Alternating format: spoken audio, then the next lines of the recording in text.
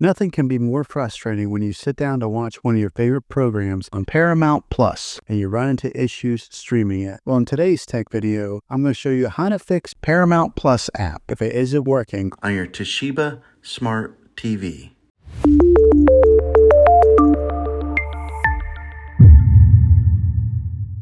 Let's see if we can fix your problems and get your Paramount Plus back up and running as quickly as possible. The first one, it's the easiest one to try, and that's to unplug your TV from the wall outlet and wait 60 seconds. Now, don't be impatient here.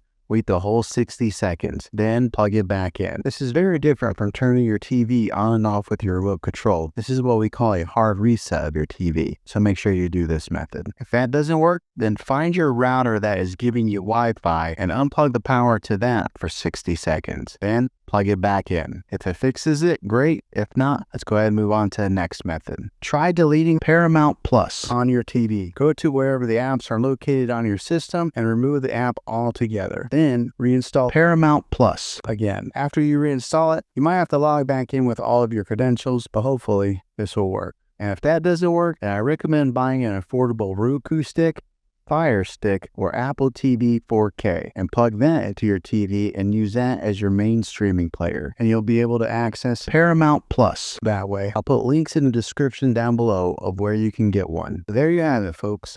If this video was helpful, go ahead and click a thumbs up on it. Go ahead and subscribe to my channel. I make tech videos all the time, and I would love to have you back in the next one. Take care.